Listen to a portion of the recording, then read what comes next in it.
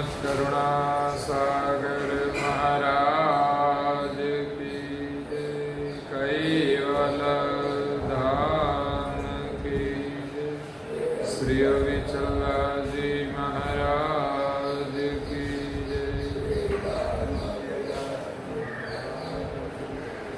सबके साहेब सबके साहेब सबके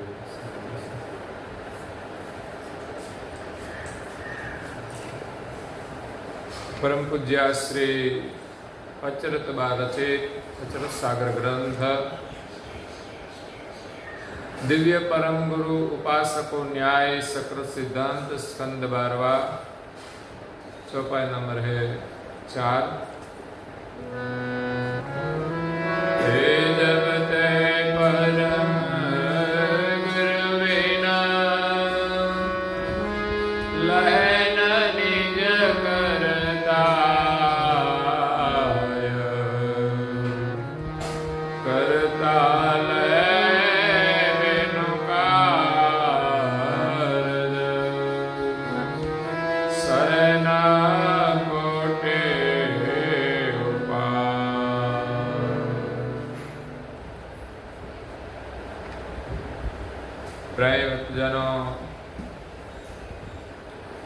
ज्ञान संप्रदाय के आद्य स्थापक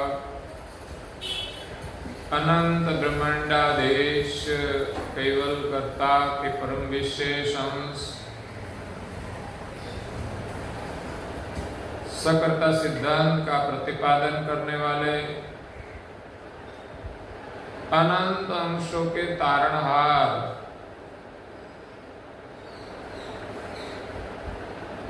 पंचम स्वसम वेद के रचयिता कैवल धर्म धुरंधर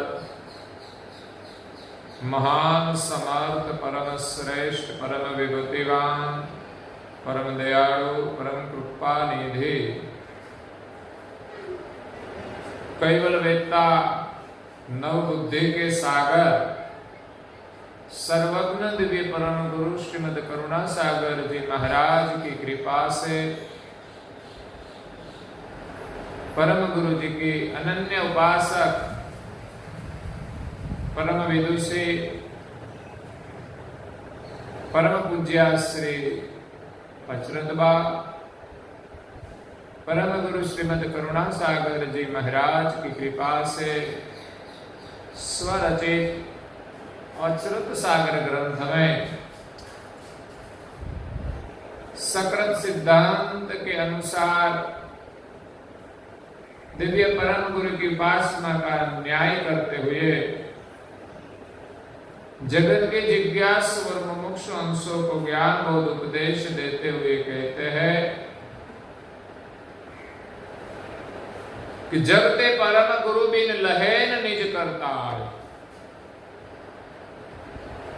आगे भी पीछे भी कहा कि संसार में कई प्रकार की उपासनाएं है जो सब हमें फल देने वाली है। जो जिनकी उपासना करे वैसा उनका फल मिलेगा ही,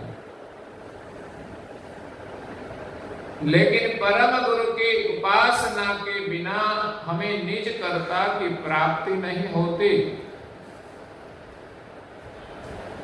अगर हमें सर्जनहार की प्राप्ति नहीं होती तो संसार में कुछ भी मिल जाए उनका कोई ज्यादा महत्व नहीं रहता। जब तक अंश का जन्म मरण न मिटे, मतलब अंश को जो शरीर धारण करना पड़ता है।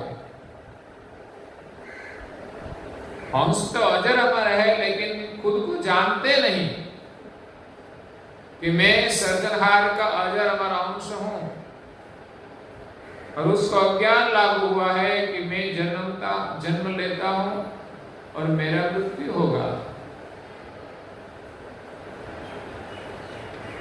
तो और देवों की उपासना से, उनकी करुणा से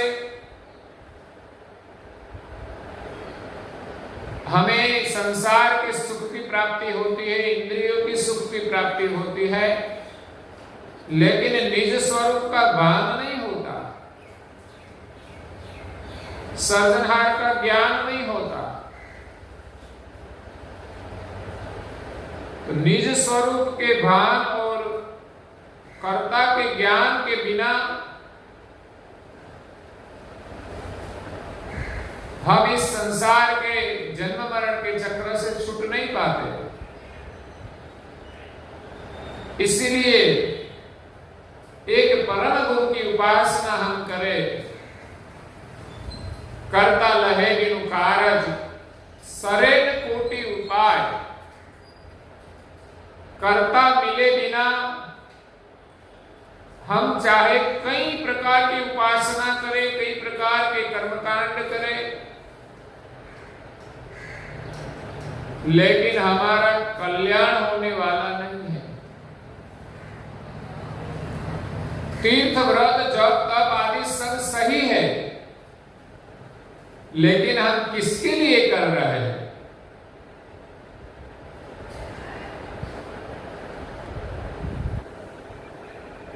देवों की करुणा कहां तक पहुंचती है, वो भी पूज्य श्री अचरतबा ने आगे बताया कि सब देव की करुणा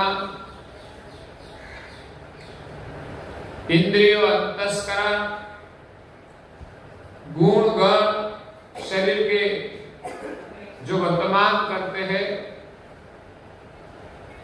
वो हमें शरीर का सुख प्रदान करते हैं।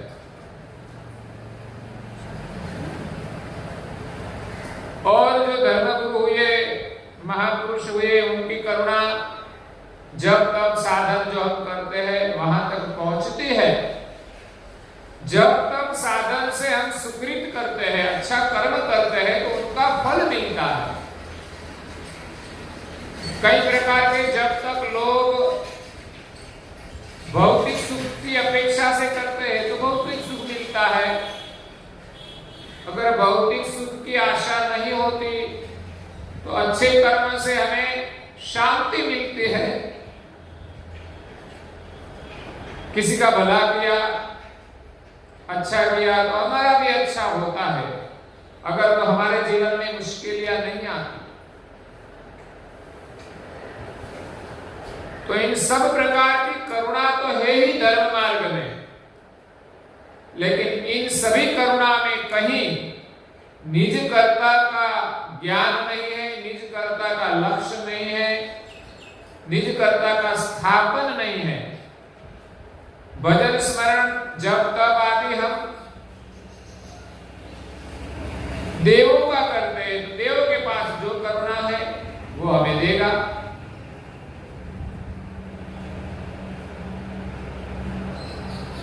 लेकिन हमारा स्वरूप का अनुभव नहीं होगा, क्योंकि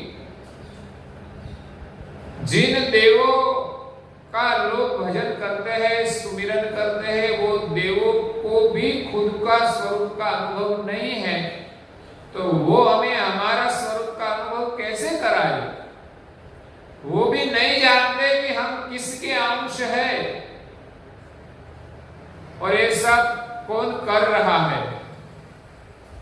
देवों के पास जितना सामर्थ है उतना काम करते हैं जरूर, लेकिन उनको भी खुद का पता नहीं कि ये सामर्थ हमें किसने दिया है।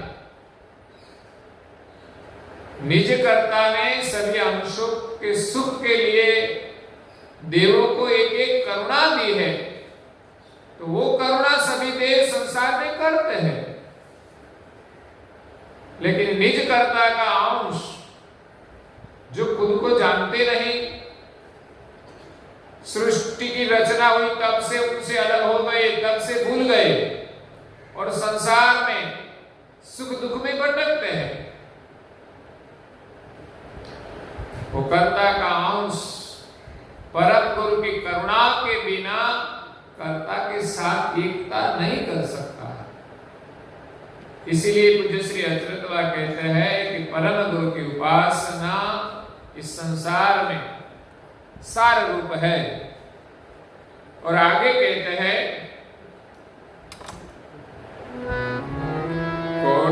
उपाय सुकृतन के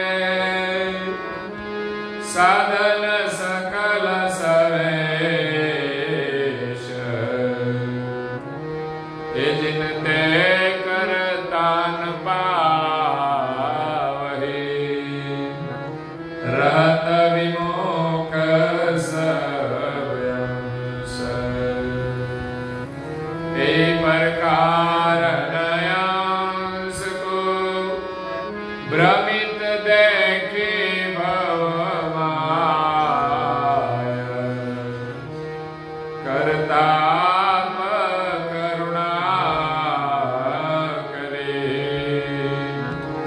जय परम गुरुआय। कोटि उपाय सो कृतन के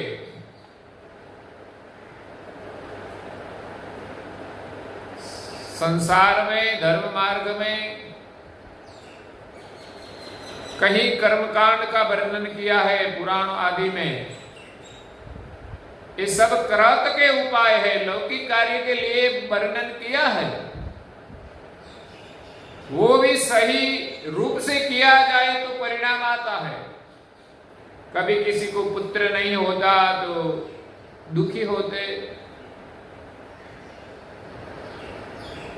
तो कहीं न कहीं वो प्रयास करते हैं, कभी ज्योतिष के पास जाए, कभी किसी के पास जाए, तो वो पुराण आदि कर्मकांड के अनुसार उपाय करते हैं। तो कभी सही रूप से किया जाए तो फल मिलता भी है। ऐसे कहा जाता है कि दशरथ राजा को कोई पुत्र नहीं थे,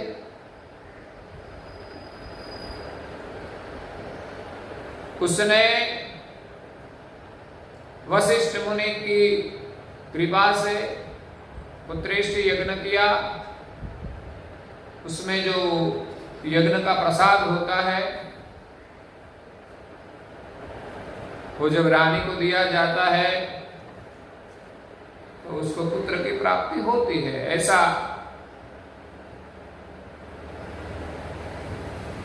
रामायण आदि में वर्णन है। पहले ऐसे यज्ञ होते थे और सही रूप से किया जाता था तो परिणाम आता था।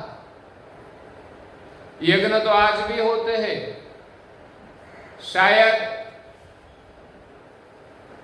यजमान की भावना सही हो, लेकिन यज्ञ विधि जो सही रूप से न हो तो भी परिणाम नहीं आ सकता। यज्ञ की सामग्री भी शुद्ध होनी चाहिए। जिस ब्राह्मण से यज्ञ कराए उनका आचार विचार भी सही होना चाहिए और यजमान की भावना भी सही होनी चाहिए। तो ये सब कर्म कांड है, इनसे लौकिक कार्य होते हैं।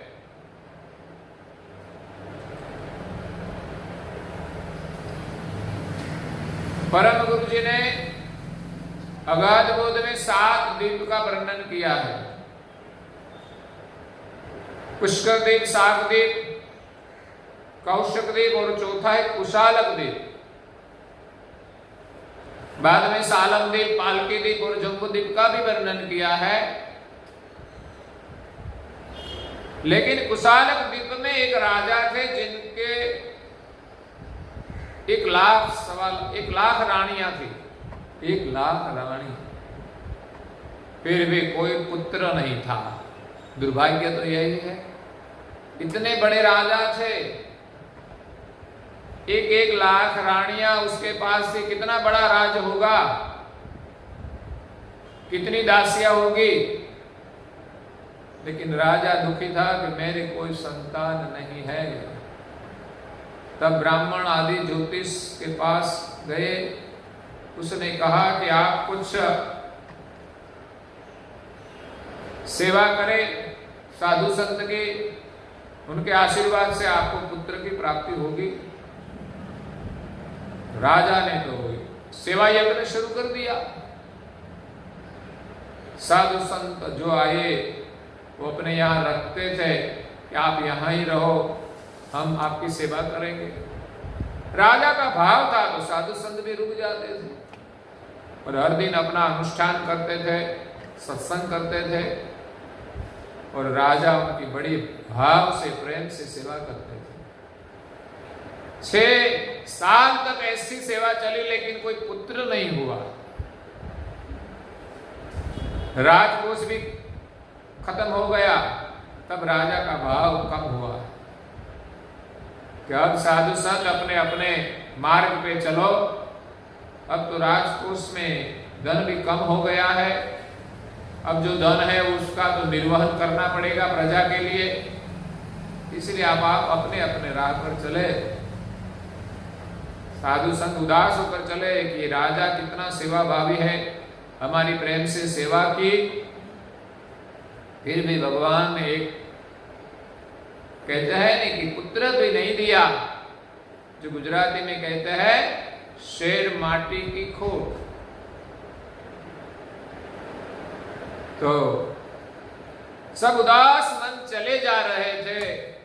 वहां एक पर्वत पर परम गुरु विराजमान थे अवधूत के रूप में। सभी साधु संतों को उदास देखकर उनको पूछा कि आप ऐसा मुंह बनाकर क्यों जा रहे हैं, क्यों उदास है? तब सभी संतों ने कहा कि यहाँ एक नगर है जिनके राजा बहुत उदार दिल है, सेवा भावी है, लेकिन उनको कोई पुत्र नहीं है। 6 साल तक उसने साधु संत की सेवा की, फिर भी भगवान ने उसको पुत्र नहीं दिया। लगता है भगवान कपटी है, क्योंकि सेवा का फल तो देना चाहिए।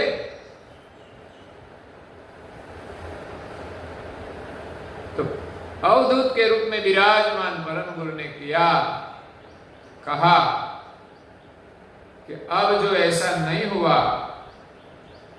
तो लोगों की श्रद्धा संतों से नहीं रहेगी, उठ जाएगी।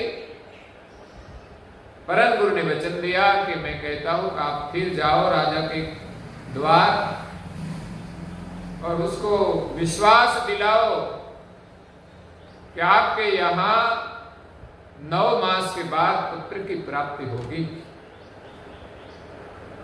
तब सभी साधु संत परम गुरु के वचन में विश्वास रख के गए। परम गुरु का इसका प्रभाव उन पर पड़ा, उन सभी को विश्वास आया। लगता है कोई पहुंचे हुए अवधूत है,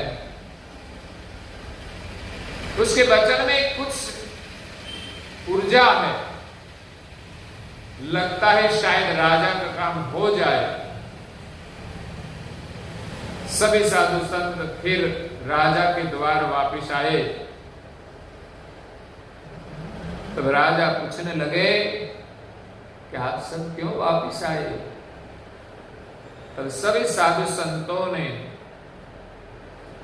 दृढ़ विश्वास से कहा, राजा तुम्हारे यह पुत्र की प्राप्ति अवश्य होगी, बस 9 मास लगेगा। राजा में हिम्मत आई, इतने साल सेवा की, ठीक है, लेकिन अब और 9 मास कर लेंगे। शायद 6 साल की सेवा का फल ही है, फल आने वाला था और उनकी धीरज खुट गई। इसीलिए राजा ने फिर हिम्मत रख के साधु संतों की प्रेम से सेवा करना शुरू कर दिया। परम गुरु की प्रेरणा से रानी को गर्व हुआ है।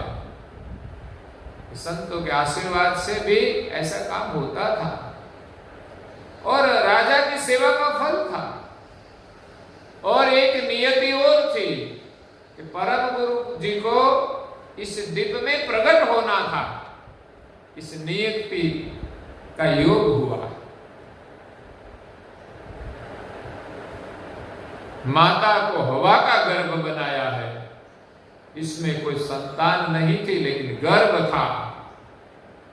जब 9 मास 10 दिन बीते, 10वां महीना आया और राजा की जो पटरानी थी उसको प्रसूति की वेदना हुई। इस वक्त वहां दास दासियां तो थी, लेकिन प्रभु की लीला ऐसी हुई कि जब बहुत वेदना हुई तब सभी को घेन लगा दिया। रानी के पास जो जो दायन और दासियां थी उस सबको घेन लगा दिया, किसी को बान नहीं रहा। उस वक्त पवन का गर्भ बिलस गया और वहां परम गुरु आकर प्रकट हो गए, किसी को पता न चले, इसीलिए परम गुरु यहां प्रकट हुए। ये बालक कोई अलौकिक है, उसका किसी को पता नहीं था। क्यों? कि जब प्रकट हुए तब किसी को बान नहीं था। रानी तो बान में थी ही नहीं वेदना के कारण।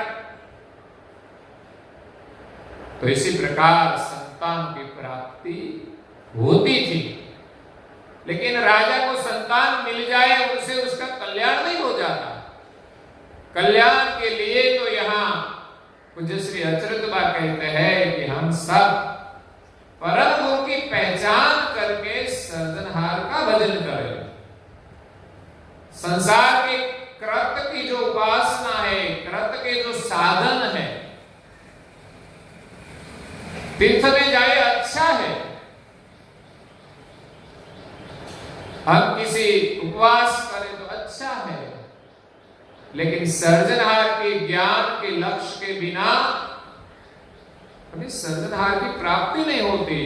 और सर्जनहार का लक्ष्य हम परम गुरु प्रदान करते हैं।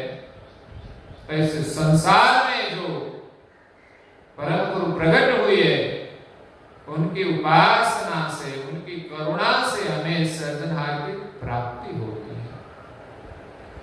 सर्जनहार पाए बिना हम सदा सर्जनहार के विमुख रहते हैं। संसार के जो लौकिक साधन है, इनसे हमें सर्जनहार की प्राप्ति नहीं होती। ऐसे तो परम गुरु जी ने कहा है कि एक मंजिले पर जाने की सीढ़ी से हम स्वर्ग में नहीं जा सकते। इसी प्रकार संसार में जो कृत की उपासना है, उनसे हमें सर्जनहार की प्राप्ति नहीं होती। यही प्रकार अंश को भ्रमित देखी भगवान। संसार में सभी अंश कर्मकांड की उपासना में भ्रमित हो गए हैं कि इस प्रकार का कर्मकांड हम करें तो हमारा कल्याण हो जाएगा। कई प्रकार का कर्मकांड लोग पुण्यदान आदि भौतिक सुख के लिए करते हैं, कोई दुख को दूर करने के लिए करते हैं, कोई स्वर्ग की प्राप्ति के लिए करते हैं। सब इस भ्रमणा में भटकते रहते हैं। अंश का कल्याण कैसे हो वो कोई जानता नहीं। सब सर्जनहार की कृत की जो रचना है, उसमें सभी देवताएं हैं, उनकी उपासना में लगे हैं। देवों की उपासना भी तो कृत की उपासना है। 14 लोक की जो रचना है वो सब कर्ता का कृत है। तो 14 लोक में जो निवास करते हैं, वर्तमान करते हैं, वो सब कृत है। उनकी उपासना से हमें कृत का सुख मिलता है। हाँ, देवी देवों का सुख यहां से अधिक है। देव हमें कृत के दुख से मुक्त जरूर करते हैं, लेकिन स्वरूप का अनुभव नहीं करा सकते। कर्ता आप करुणा करी भेजे परम गुरु आहाय। सर्जनहार ने अपने अंशों को कर्मकांड की भ्रमणा में भटकते हुए देखकर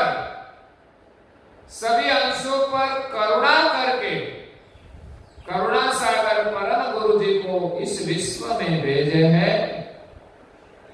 और परम गुरु जी 14 लोक में गए, सभी देवताओं को सर्जनहार का लक्ष्य दिया, जो देवता भी नहीं जानते थे।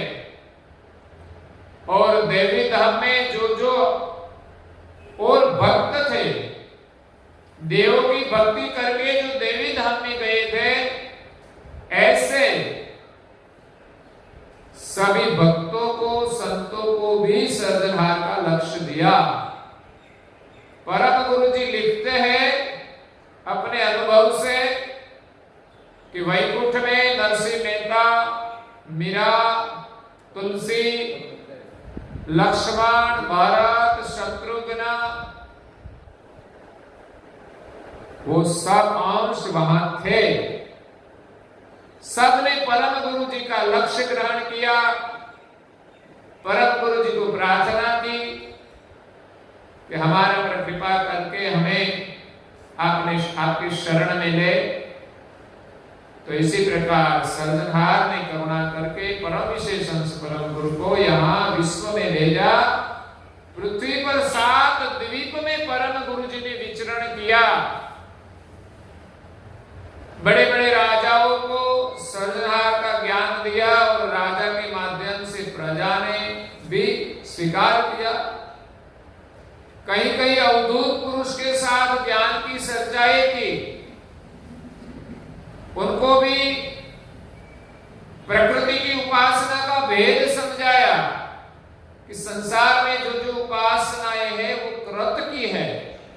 3 गुण की उपासना भी कृत की है, प्रकृति की उपासना भी कृत की है। कृत की उपासना में कहीं कर्ता का स्थापन नहीं है, कर्ता का ज्ञान नहीं है, कर्ता का लक्ष्य नहीं है। और कृत की उपासना के आगे जो महापुरुष ध्यान करते हैं वो ब्रह्म भी अकर्ता है, लेकिन विश्व का सर्जनहार कौन है वो कोई नहीं जानता, उनकी उपासना कोई नहीं करता। इसलिए सर्जनहार ने सभी अंशों को भ्रमित देखकर परम विशेष अंश जो अपनी सानिध्य में रहते हैं, वो सर्वज्ञ है, उनका स्वरूप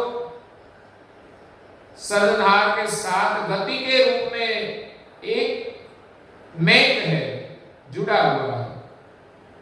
तो ऐसे परम गुरु यहाँ प्रकट हुए हैं। तो पूज्य श्री अचरत बा कहते हैं, हे परख करो गुरु परम की, निज गम नैन उगार, तिनके सरवर कोई नहीं, अति अथाह गति धार। परख करो गुरु परम की, इस संसार में परम गुरु की पहचान करो, ज्ञान के माध्यम से उनकी परीक्षा भी करो। कहल संग जतनबाई जो नापाड़ में हुए, इन भक्तों ने गुरु करने के लिए कई साधु संतों की परीक्षा की। ऐसे परम गुरु के ज्ञान से उनकी परख करे कि परम गुरु कौन है। निज गम नयन उघाड़, अपने जो अंतर चक्षु है, निज गम, अपना स्वरूप का जो ज्ञान है, इस ज्ञान से अपनी दृष्टि खोलकर आप देखो कि परम गुरु कौन है। परम गुरु का स्वरूप प्रकृति की पार है। सर्जनहार के साथ सर्वज्ञ गति से वो एकमेक है। इस संसार में तो वो सर्जनहार की करुणा से, उनका आदेश से दिव्य देह धारण करके जगत के जीवों का कल्याण करने के लिए आते हैं, लेकिन उनको माया का स्पर्श नहीं होता।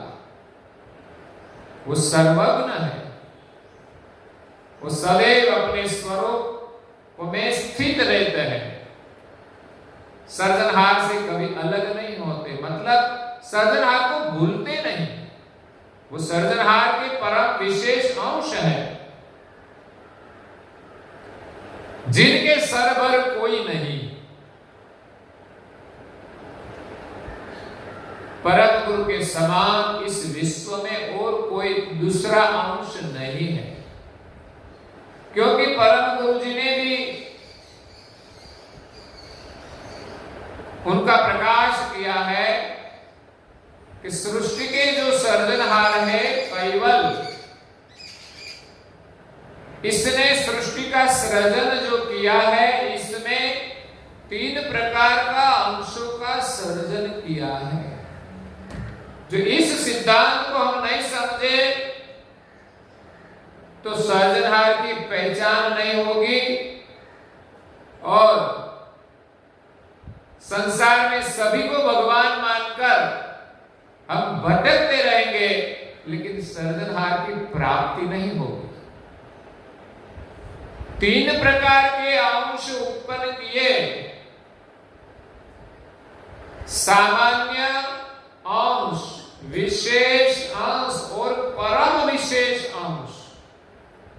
सामान्य अंश जो 84 लाख प्रकार के शरीर में विचरण करते हैं, जिनको अपना स्वरूप का ज्ञान नहीं है, भान नहीं है और वो सर्जनहार को भी नहीं जानते, अल्पज्ञ है, उनकी जान अल्पज्ञ है।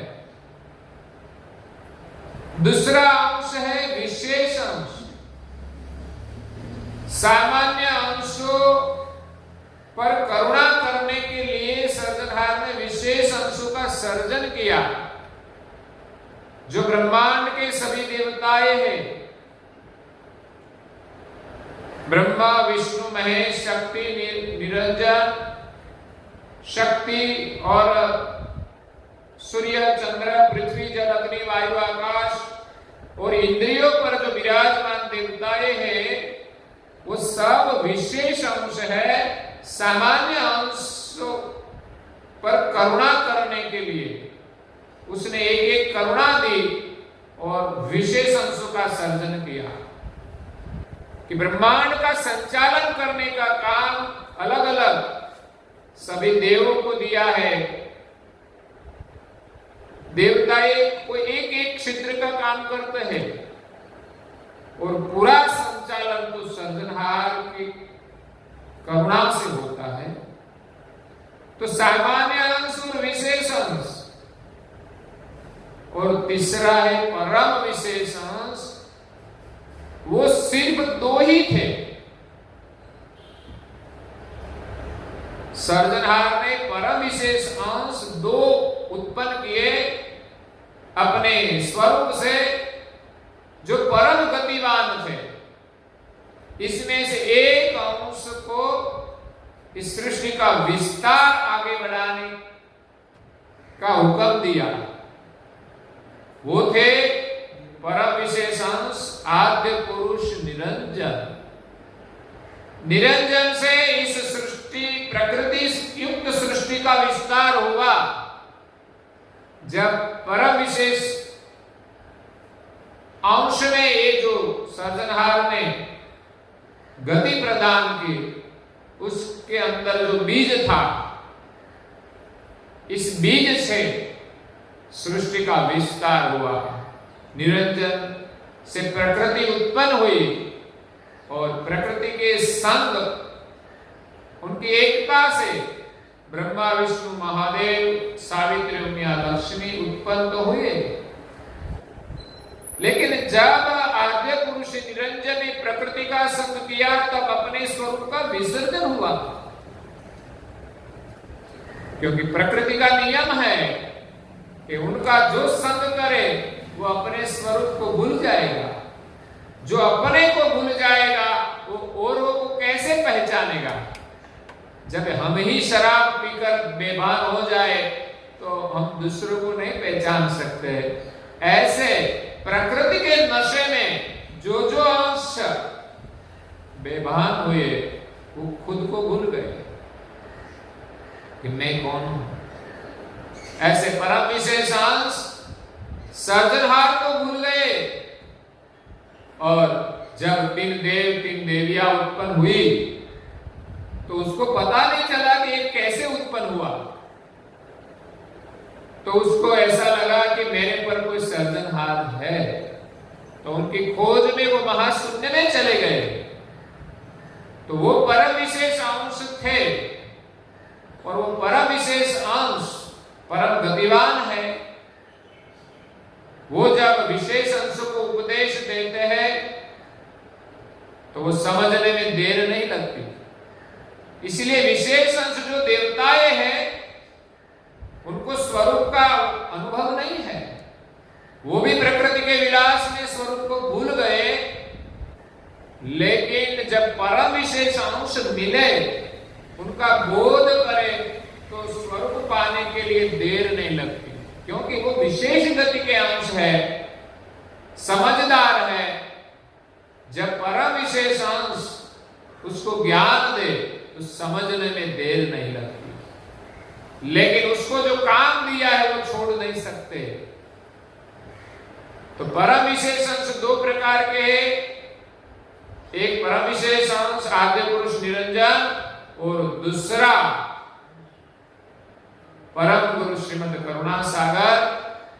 जो परम विशेष अंश है वो सदैव सर्जनहार के सानिध्य में रहते हैं।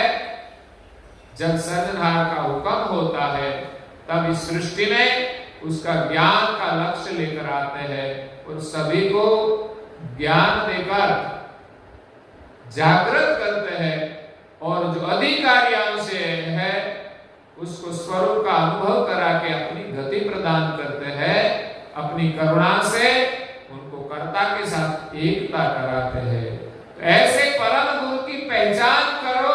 निजगम नैन उघाड़ जिनके सरवर कोई नहीं, अति अथाह गति गहार। ये परम गुरु की गति अथाह है, उनका कोई अंत नहीं, वो अनंत है, और उसकी गति प्रगाढ़ है। प्रगाढ़ होने के कारण हम पहचान नहीं पाते, अपरंपार है। तो ऐसे परम गुरु की उपासना हम सब करें। हमारा सौभाग्य है कि परम गुरु का शरण मिला है, उनका लक्ष्य मिला है, लेकिन उनकी उपासना में हम श्रद्धा रखें। कुछ भी काम हमें करना हो, सब काम हमारा परम गुरु करेंगे, और अंत में सर्जनहार की प्राप्ति होगी। परम गुरु के बिना हमें सर्जनहार की प्राप्ति नहीं होती। इसीलिए संसार में कई प्रकार की उपासनाएं हैं, वो अपने स्थान पर सही है, लेकिन सर्जनहार की प्राप्ति तो एक परम विशेष परम गुरु से ही होगी। इसलिए हम सब परम गुरु की उपासना करें। तो यहाँ पूज्य श्री अच्युतबा ने परम गुरु की उपासना का न्याय में बताया है, और आगे भी कुछ इस न्याय का वर्णन करते हैं, वो हम कल सुनेंगे। और आज की कथा को, सत्संग को यहाँ विराम देते हैं। श्रीमद् करुणा सागर जी महाराज की जय, कैवल्य धाम की जय, श्री अमिचला जी महाराज की।